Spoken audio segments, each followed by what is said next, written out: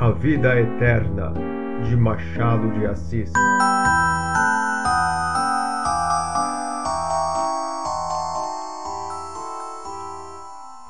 É opinião unânime que não há estado comparável àquele que nem é sono nem vigília, quando desafonado o espírito de aflições procura algum repouso às lides da existência. Eu de mim digo que ainda não achei hora de mais prazer, sobretudo quando tenho o estômago satisfeito e aspiro a fumaça de um bom charuto de Havana. Depois de uma ceia copiosa e delicada, em companhia de meu excelente amigo Dr. Vaz, que me apareceu em casa depois de 2 anos de ausência, fomos eu e ele para minha alcova, e aí entramos a falar de coisas passadas como 2 velhos para quem já não tem futuro a gramática da vida. Vaz estava sentado numa cadeira de espaldar, toda forrada de couro, igual às que ainda hoje se encontram nas sacristias, e eu estendi-me em um sofá também de couro. Ambos fumávamos 2 charutos que me haviam mandado de presente alguns dias antes.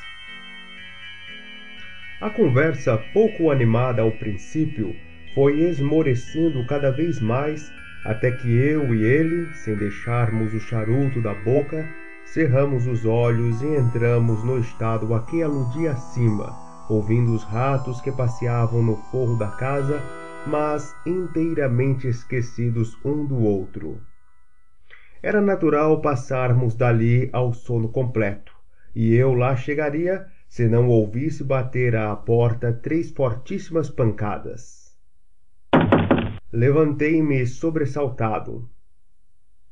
Vaz continuava na mesma posição, o que me fez supor que estivesse dormindo, porque as pancadas deveriam ter-lhe produzido a mesma impressão se ele se achasse meio acordado como eu. Fui ver quem me batia à porta. Era um sujeito alto e magro, embocado em um capote. Apenas lhe abri a porta. O homem entrou sem me pedir licença e nem dizer coisa nenhuma. Esperei que me expusesse o motivo de sua visita, e esperei de balde, porque o desconhecido sentou-se comodamente em uma cadeira, cruzou as pernas, tirou o chapéu e começou a tocar com os dedos na copa do dito chapéu uma coisa que eu não pude saber o que era, mas que devia ser alguma sinfonia de doidos, porque o homem parecia vir direto da Praia Vermelha. Relancei os olhos para o meu amigo, que dormia o sono alto na cadeira de espaldar. Os ratos continuavam a sua saturnal no forro. Conservei-me de pé durante poucos instantes a ver se o desconhecido se resolvia a dizer alguma coisa, e durante este tempo, apesar da impressão desagradável que o homem produzia em mim, examinei-lhe as feições e o vestuário. Já disse que vinha embrulhado em um capote. Ao sentar-se, abriu-se-lhe o capote, e vi que o homem calçava umas botas de couro branco, vestia calça de pano amarelo e um colete verde, cores estas que, se estão bem numa bandeira, não se pode dizer com justiça que adornem e aformoseiem o corpo humano.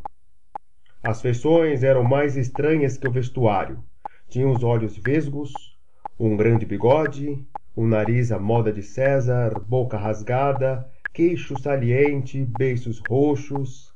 As sobrancelhas eram fartas, as pestanas longas, a testa estreita, coroando tudo uns cabelos grisalhos e em desordem. O desconhecido, depois de tocar a sua música na copa do chapéu, levantou os olhos para mim e disse-me: "Sente-se, meu rico senhor." Era atrevimento meu receber ordens em minha própria casa. O meu primeiro dever era mandar o sujeito embora. Contudo, o tom em que ele falou era tão intimativo que eu insensivelmente obedeci e fui sentar-me no sofá. Daí pude ver melhor a cara do homem, à luz do lampião, cara que achei pior do que antes. Chamo-me Tobias e sou formado em matemáticas. Inclinei-me levemente. O desconhecido continuou. Desconfio que hei de morrer amanhã. Não se espante. Tenho certeza que amanhã vou para o outro mundo. Isso é o menos. Morrer é dormir, to die, to sleep. Entretanto, não quero ir deste mundo sem cumprir um dever imperioso e indispensável. Veja isso. O desconhecido tirou do bolso um quadrinho e entregou-me. Era uma miniatura. Representava uma moça formosíssima de feições. Restituí o quadro ao meu interlocutor, esperando a explicação. Esse quadro, continuou ele, olhando para a miniatura, é de minha filha Eusébia, moça de 22 anos, senhora de uma riqueza igual à de um creso, porque é a minha única herdeira. Eu me espantaria do contraste que havia entre a riqueza e a aparência do desconhecido se não tivesse já a convicção de que tratava-se de um louco. O que eu estava a ver era o meio de pôr o homem pela porta fora, mas confesso que receava algum conflito e por isso esperei o resultado daquilo tudo. Entretanto, perguntava a mim mesmo como é que meus escravos deixaram entrar um desconhecido até a porta do meu quarto, apesar das ordens especiais que eu havia dado em contrário. Já eu calculava mentalmente a natureza do castigo que lhes daria por causa de tamanha incúria ou cumplicidade, quando o desconhecido atirou-me estas palavras à cara.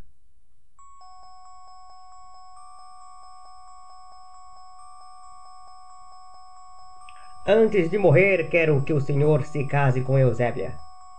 É esta a proposta que venho fazer-lhe, sendo que, no caso de aceitar o casamento, já aqui lhe deixo este maço de notas de banco para alfinetes, e no caso de recusar, mando-lhe simplesmente uma bala à cabeça com este revólver que aqui trago.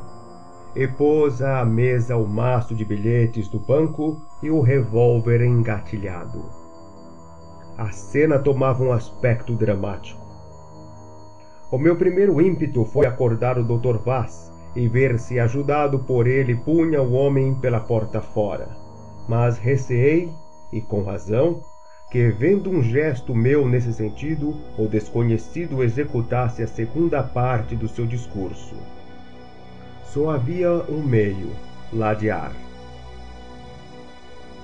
Meu rico Sr. Tobias, é inútil dizer-lhe que eu sinto imensa satisfação com a proposta que me faz, e está longe de mim a ideia de recusar a mão de tão formosa criatura e mais os seus contos de réis. Entretanto, peço-lhe que repare na minha idade. Tenho 70 anos. A senhorita Dona Eusébia apenas conta com 22. Não lhe parece um sacrifício isto que vamos impor à sua filha? Tobias sorriu, olhou para o revólver e entrou a tocar com os dedos na copa do chapéu. Longe de mim, continuei eu, a ideia de ofendê-lo. Pelo contrário, se eu consultasse unicamente a minha ambição, não diria palavra, mas é no interesse mesmo dessa gentilíssima dama que eu já vou amando apesar dos meus 70, é no interesse dela que eu lhe observo a disparidade entre nós existe.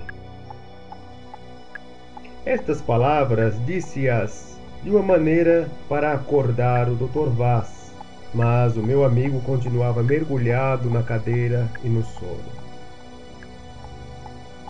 Não quero saber a tua idade, disse Tobias, pondo o chapéu na cabeça e segurando no revólver.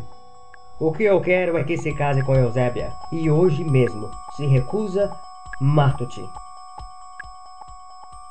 Tobias apontou-me o revólver.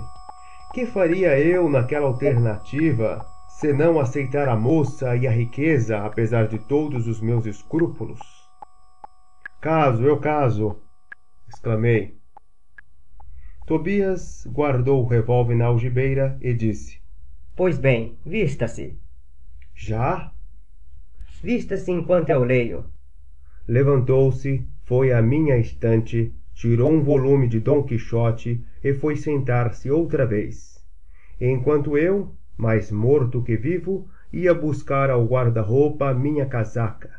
O desconhecido tomou uns óculos e preparou-se para ler. Quem é esse sujeito que está dormindo tão tranquilo? Perguntou ele enquanto limpava os óculos. É o Dr. Vaz, meu amigo. Quer que eu lhe apresente? Não, senhor, não é preciso. Respondeu Tobias, sorrindo maliciosamente. Vesti-me com vagar para dar tempo a que algum incidente viesse interromper aquela cena desagradável para mim. Além disso, estava trêmulo. Não atinava com a roupa, nem com a maneira de vestir. De quando em quando deitava um olhar para o desconhecido, que lia tranquilamente a obra do imortal Cervantes. O meu relógio bateu 11 horas. Subitamente lembrou-me que, uma vez na rua, podia eu ter o recurso de encontrar um policial a quem comunicaria a minha situação, conseguindo ver-me livre do meu importuno sogro. Outro recurso havia, e melhor que esse, vinha a ser o acordar o Dr. Vaz na ocasião da partida, coisa natural, e ajudado por ele desfazer-me do incógnito. Efetivamente vesti-me o mais depressa que pude e declarei-me às ordens do Sr. Tobias, que fechou o livro, foi pô-lo na estante, rebuçou-se no capote e disse: Vamos. Peço-lhe, entretanto, para acordar o Dr. Vaz, que não pode ficar aqui, visto que tem que voltar para casa. Disse-lhe eu, dando um passo em direção à cadeira onde dormia o Dr. Vaz. Não é preciso. Atalhou Tobias. Voltemos dentro de pouco tempo. Não insisti. Restava-me o recurso do policial ou de algum escravo se pudesse falar-lhe a tempo. Mas o escravo era impossível. Quando saímos do quarto, o desconhecido deu-me o braço e desceu comigo rapidamente as escadas até a rua. À porta de casa havia um carro. Tobias convidou-me a entrar nele. Não tendo previsto este incidente, senti fraquejar-me as pernas e perdi de todo a esperança de escapar do meu algoz. Resistir era impossível e arriscado. O homem estava armado, com um argumento poderoso, e além disso, pensava eu, não se discute com um doido. Entramos no carro.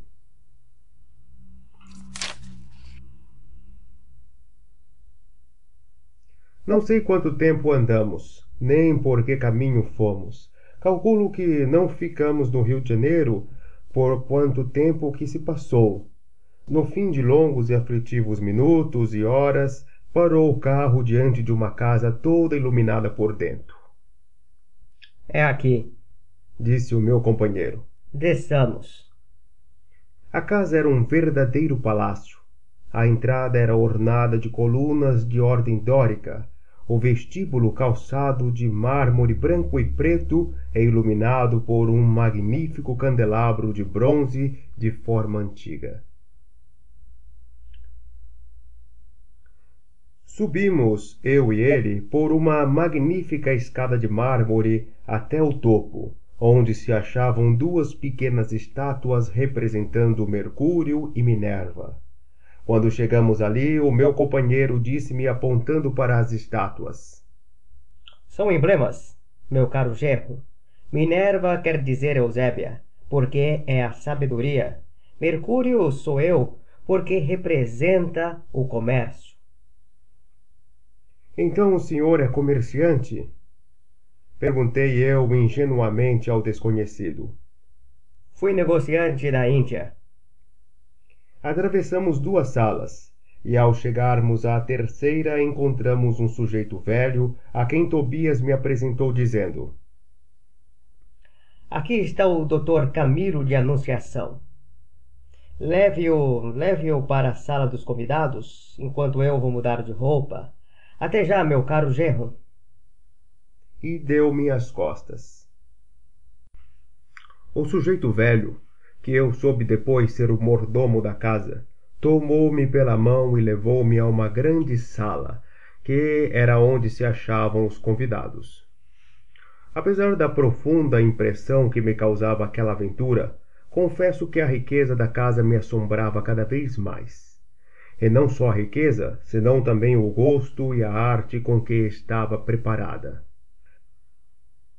A sala dos convidados estava fechada quando lá chegamos.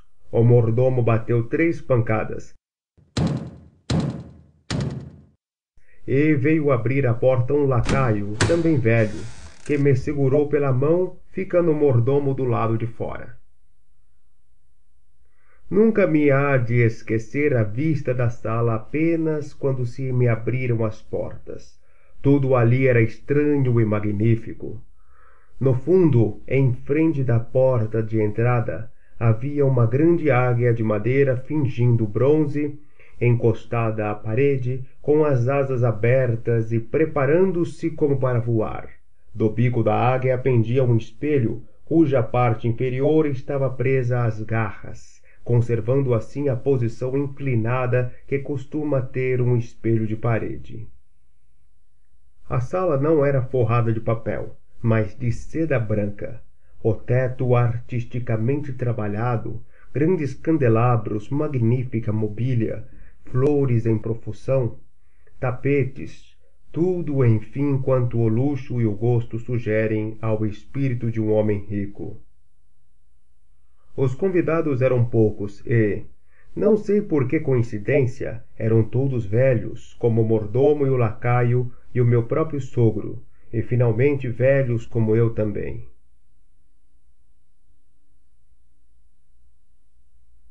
Introduzido pelo criado, fui logo cumprimentado pelas pessoas presentes com uma atenção que me dispôs logo o ânimo a querer-lhes bem. Sentei-me numa cadeira e vieram reunir-se em roda de mim todos risonhos e satisfeitos por ver o genro do incomparável Tobias. Era assim que chamavam ao homem do revólver. Acudi como pude às perguntas que me faziam, e parece que todas as minhas respostas contentavam aos convidados, porquanto de minuto a minuto choviam sobre mim louvores e cumprimentos. Um dos convidados, homem de 70 anos, condecorado e calvo, disse com aplausos gerais: O Tobias não podia encontrar melhor genro, nem que andasse com uma lanterna por toda a cidade, que digo por todo o império. Vê-se que o Dr. Camilo da Anunciação é um perfeito cavalheiro, notável por seus talentos, pela gravidade de sua pessoa e, enfim, pelos admiráveis cabelos brancos que lhe adornam a cabeça, mais feliz do que eu que os perdi há muito tempo. Suspirou o homem com tamanha força que parecia estar nos arrancos da morte. A assembleia cobriu de aplausos as últimas palavras do orador. Articulei um agradecimento e preparei imediatamente os ouvidos para responder a outro discurso que me foi dirigido por um coronel reformado e outro, finalmente, por uma senhora que, desde a minha entrada, não tirava os olhos de mim. Senhorita Condensa, disse o coronel quando a senhora acabou de falar, confesse Vossa Excelência que os rapazes de hoje não valem este respeitável ancião, futuro genro do incomparável Tobias? Valem nada, coronel. Em matéria de noivos, só o século passado os fornece capazes e bons. Casamentos de hoje, a prenúncio, uns Peralta, todos pregadinhos e esticados, sem gravidade, sem dignidade, sem honestidade. A conversa sentou toda neste assunto. O século XIX sofreu ali um vasto processo e, talvez preconceito de velho, falavam tão bem naquele assunto, com tanta descrição e acerto, que eu acabei por admirá-los. No meio de tudo, estava ansioso por conhecer a minha noiva. Era a última curiosidade. E se ela fosse, como eu imaginava, uma beleza, e além do mais riquíssima, que eu poderia exigir da sorte? Aventurei uma pergunta nesse sentido a uma senhora que se achava ao pé de mim, em frente à Condessa. Disse-me ela que a noiva estava no toucador, e não tardava muito que eu a visse. Acrescentou que era linda como o sol. Entretanto, decorrera uma hora, e nem a noiva, nem o pai, o incomparável Tobias, apareciam na sala. Qual seria a causa da demora do meu futuro sogro? Para vestir-se não era preciso tanto tempo. Eu confesso que, apesar da cena do quarto e das disposições em que vi o homem, estaria mais tranquilo se ele estivesse presente. E que ao velho já eu tinha visto em casa habituara-me aos seus gestos e discursos.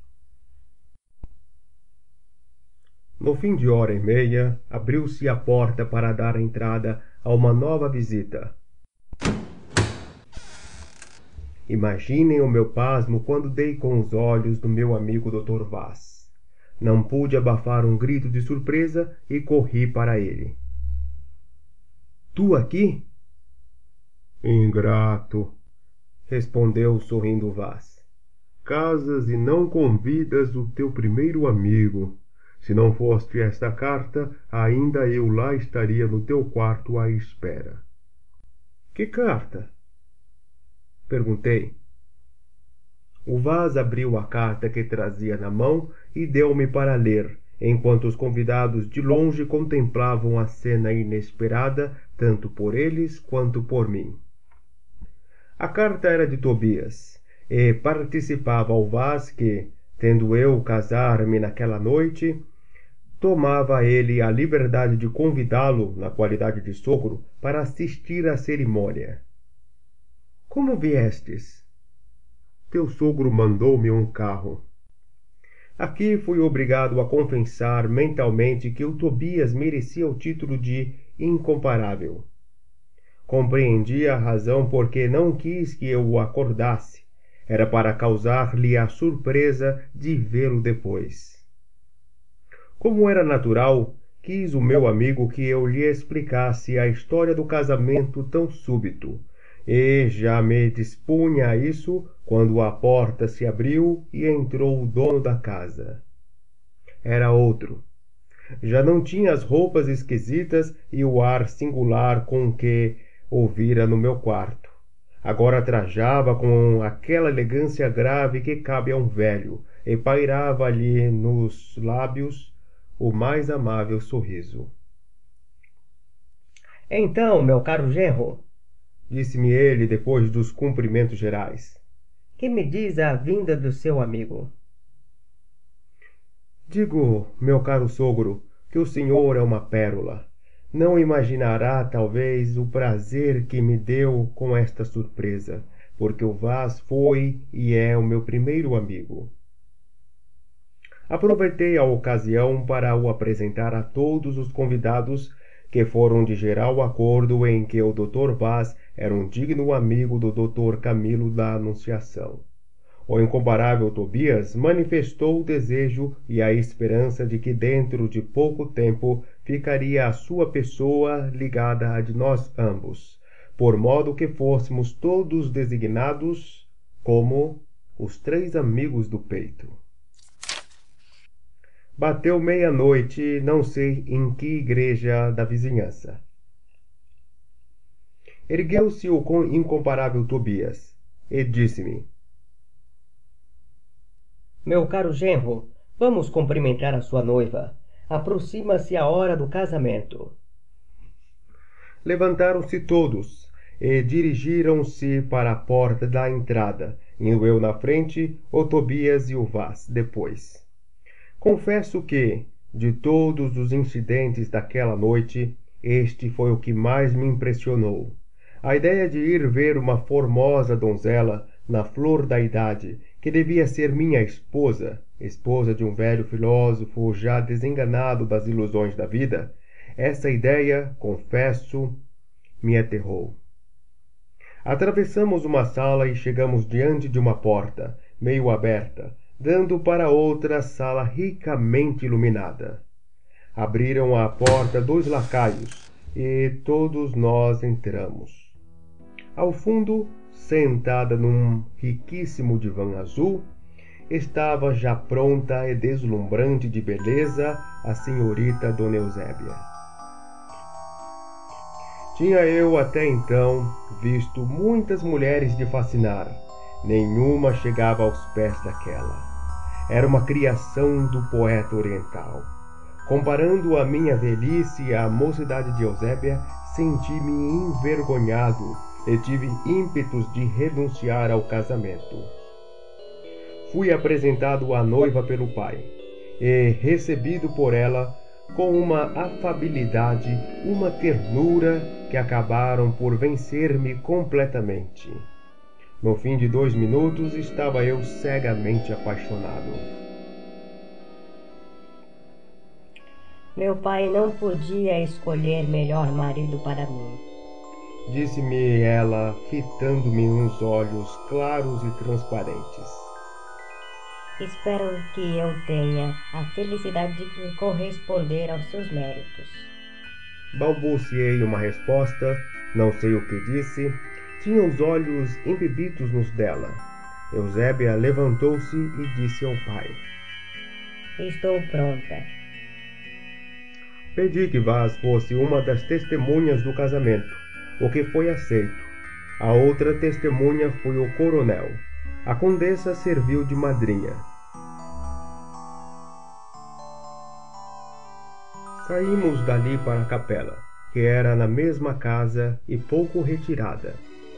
Já lá se achavam o padre e o sacristão.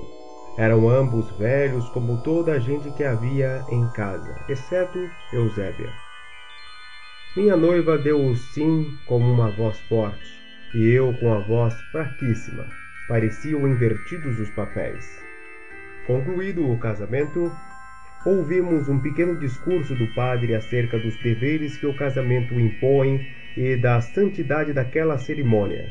O padre era um poço de ciência e um milagre de concisão. Disse muito em pouquíssimas palavras.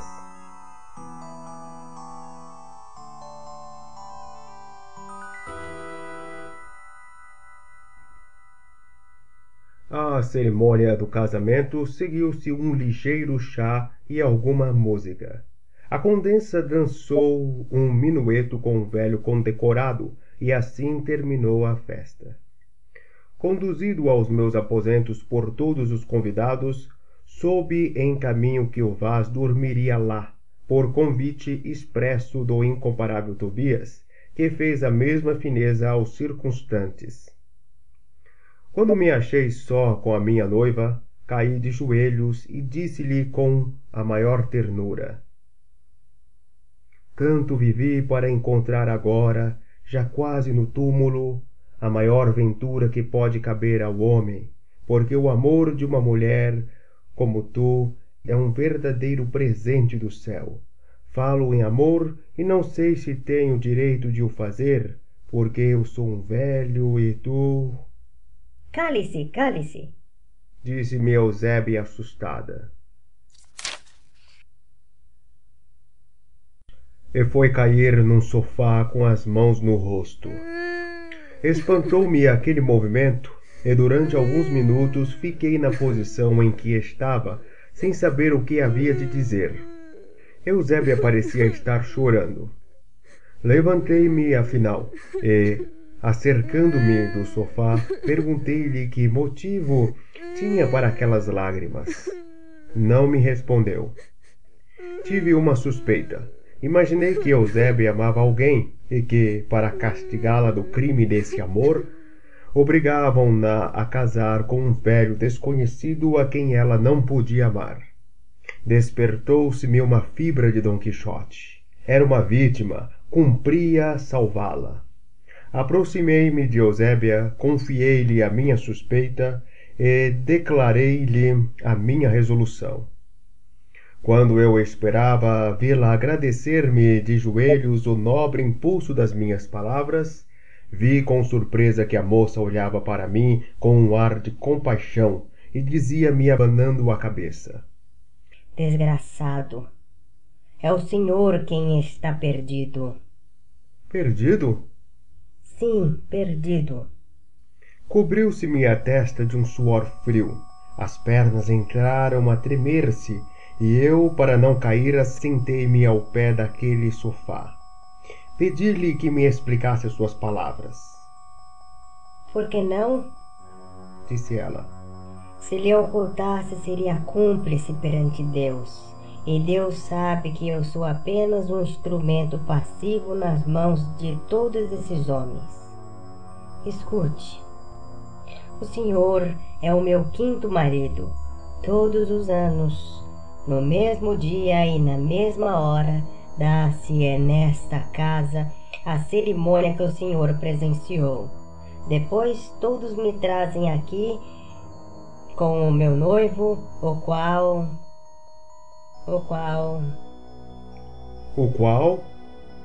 Perguntei eu suando.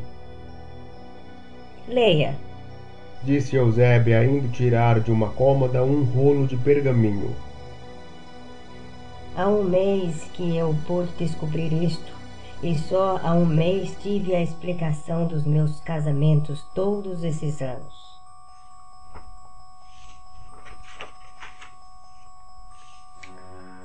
Abri trêmulo o rolo que ela me apresentava e li fulminante as seguintes linhas: Eligir da Eternidade, encontrada numa ruína do Egito no ano de 402. Em nome da Águia Preta e dos 7 meninos de Setentrião, salve. Quando se juntarem 20 pessoas e quiserem gozar de inapreciável privilégio de uma vida eterna, devem organizar uma associação secreta e cear todos os anos no dia de São Bartolomeu, um velho maior de 60 anos de idade, assado no forno, e beber vinho puro por cima. Compreende alguém a minha situação?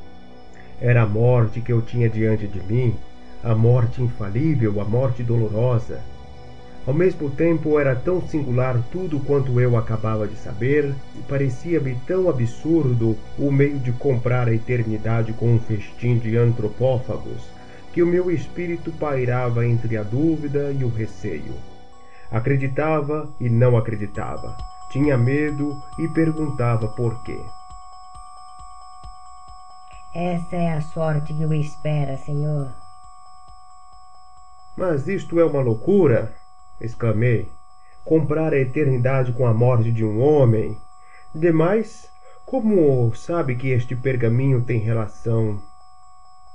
Sei sim, senhor. Respondeu Eusébia.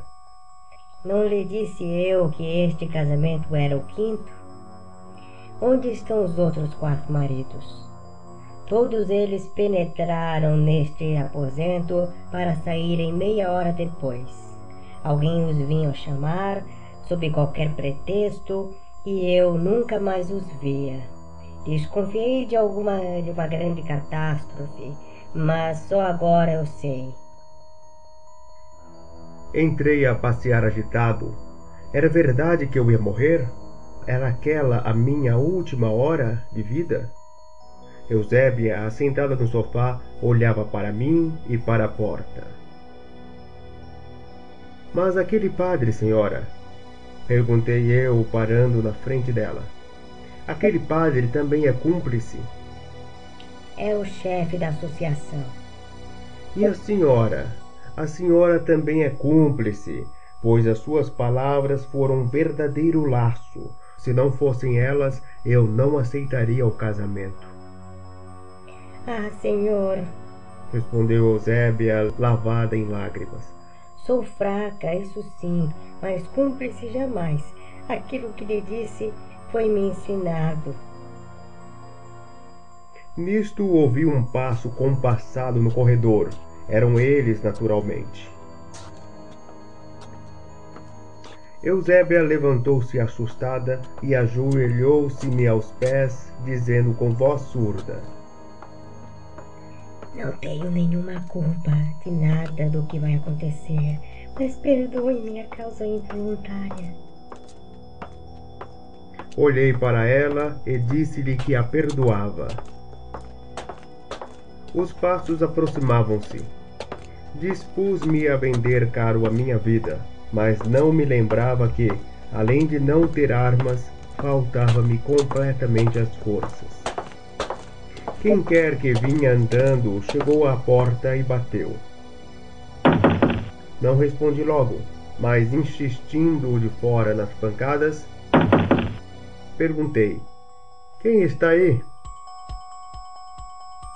Sou eu. Respondeu-me Tobias com a voz doce. Queira abrir-me a porta. Para quê? Tenho de comunicar-lhe um segredo. A esta hora? É urgente. Consultei Eusébia com os olhos. Ela abanou tristemente a cabeça. Meu sogro, adiemos o segredo para amanhã. É urgentíssimo, Respondeu Tobias. e para não lhe dar o trabalho, eu mesmo abro com a chave com que possuo. Corri à porta, mas era tarde. Tobias estava na soleira, risonho como se fosse entrar num baile. Meu caro genro, Disse ele. peço-lhe que venha comigo à sala da biblioteca. Tenho de comunicar-lhe um importante segredo relativo à nossa família. Amanhã não acha melhor? Disse eu. Não, há de ser hoje e já. Respondeu Tobias, franzindo a testa. Não quero. Não quer? Pois há de ir. Bem, sei que sou seu quinto genro, meu caro senhor Tobias. Ah, sabe. Eusébia contou-lhe dos outros casamentos. Tanto melhor. E, voltando-se para a filha, disse com frieza de matar: Indiscreta, vou dar-te o prêmio. Senhor Tobias, ela não tem culpa. Não foi ela quem lhe deu esse pergaminho? Perguntou o Tobias, apontando para o pergaminho que eu ainda tinha na mão. Ficamos aterrados. Tobias tirou do bolso um pequeno apito e deu um assobio, ao qual responderam outros. E daí a alguns minutos estava a alcova invadida por todos os velhos da casa. Vamos à festa, Disse Tobias. Lancei mão de uma cadeira e ia atirar contra o sogro quando Eusébia segurou-me no braço, dizendo: É meu pai. Não ganhas nada com isso. Disse Tobias sorrindo. Hás de morrer, Eusébia. E, segurando-a pelo pescoço, entregou-a a 2 lacaios, dizendo: Matem-na. A pobre moça gritava, mas em vão. Os 2 lacaios levaram-na para fora, enquanto os outros velhos seguraram-me pelos braços e pernas, e levaram-me em procissão para uma sala toda forrada de preto. Cheguei ali mais morto que vivo. Já lá achei o padre vestido de batina. Quis ver antes de morrer o meu pobre amigo Vaz, mas soube pelo coronel que ele estava dormindo e não sairia mais daquela casa. Era o prato destinado ao ano futuro. O padre declarou-me que era o meu confessor, mas eu recusei receber a absolução do próprio que ia me matar. Queria morrer impenitente.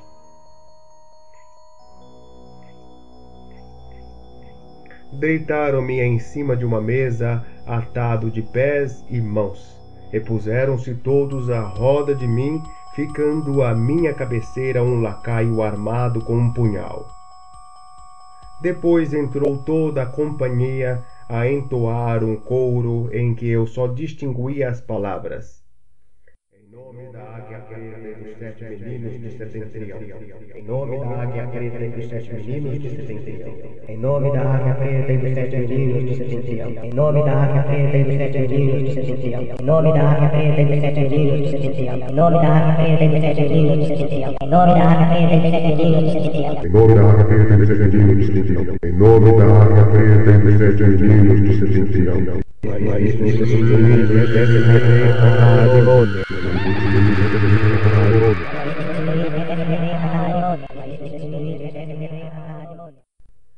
Corria-me um suor em bagas. Eu quase nada via. A ideia de morrer era horrível, apesar dos meus 70 anos, em que lá o mundo já não deixa saudades. Parou o coro, e o padre disse em voz alta e pausada: Atenção! Faça o punhal a sua obra. Luziu-me pelos olhos a lâmina do punhal, que se cravou todo no meu coração. O sangue jorrou-me do peito e imundou a mesa. Eu, entre convulsões mortais, dei o último suspiro.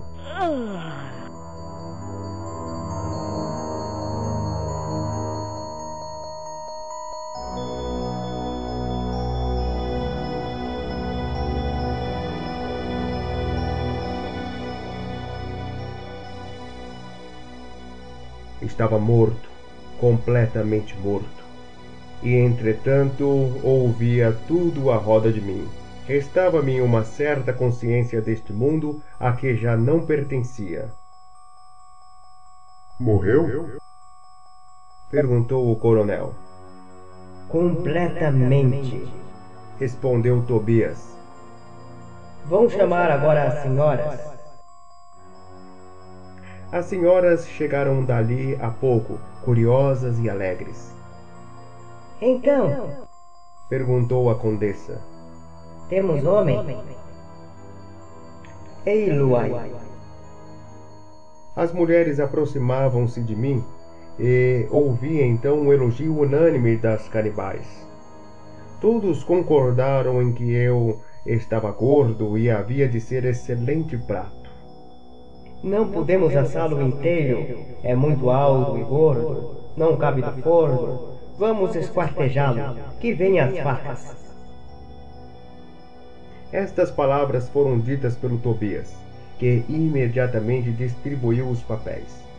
O coronel cortar-me-ia a perna esquerda, o condecorado a direita, o padre um braço, ele outro, e a condessa, amiga do nariz de gente, cortaria o meu para comer de cabidela. Vieram as facas, e começou a operação. Confesso que eu não sentia nada. Só sabia que me haviam cortado uma perna quando ela era atirada ao chão com estrépito. Bem, agora ao forno, disse Tobias. De repente, ouvi a voz do Vaz. Que é isso, ó Camilo? Que é isso? Que é isso, ó Camilo? Que é isso? Que é isso, ó Camilo? Que é isso? Dizia ele. Abri os olhos e achei-me deitado no sofá em minha casa. Vaz estava ao pé de mim. Que diabos tem tu? Olhei espantado para ele e perguntei: Onde estão eles? Onde estão eles? Eles quem? Os canibais, os canibais. Está doido, homem? Examinei-me, tinha as pernas, os braços e o nariz. O quarto era o meu, Vaz era o mesmo Vaz. Que pesadelo tiveste? Disse ele. Estava eu a dormir quando acordei com os teus gritos. Ainda bem, disse eu. Levantei-me, bebi água e contei o sonho ao meu amigo, que riu muito e resolveu passar a noite comigo. No dia seguinte, acordamos tarde e almoçamos alegremente. Ao sair, disse-me o Vaz: Por que não escreves o teu sonho para o Jornal das Famílias? Homem, talvez